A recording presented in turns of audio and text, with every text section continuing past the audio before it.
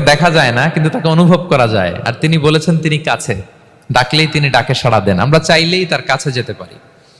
তোমরা কিভাবে আল্লাহর কাছে যাব, নৈকট্যপ্রাপ্ত বান্দা হব, এটা নিয়ে আমরা কিছু আলোকপাত করবো ইনশাআল্লাহ।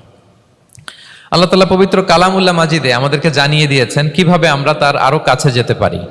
এই ফর্মুলাটা কি, এই ইনস্ট্রাকশনটা, এই গাইডেন্সটা আল্লাহ তাআলা আমাদেরকে জানিয়ে দিয়েছেন। তিনি বলেছেন, কোরআনে আল্লাহ তাআলা বলেছেন, ওয়াসজুদ ওয়াকতারিব, যদি তোমরা আমার কাছে আসতে চাও তাহলে তোমরা সিজদায় লুটিয়ে পড়ো। তাহলে ফর্মুলা পেয়ে গেছি না? আল্লাহর কাছে যেতে হলে সিজদায় লুটিয়ে পড়তে হবে। আপনি সিজদায় চলে গেলেন তো আল্লাহর কাছে চলে গেলেন। আপনি যখন সিজদা দেন মনে হয় যে আপনি কার্পেটের উপর সিজদা দিয়েছেন, মনে হয় জায়নামাজে সিজদা দিয়েছেন, মনে হয় মসজিদের টাইলসে সিজদা দিয়েছেন, কিন্তু আসলে আপনার সিজদাটা আল্লাহর কুদরতি পায়ের উপরে গিয়ে পড়ে।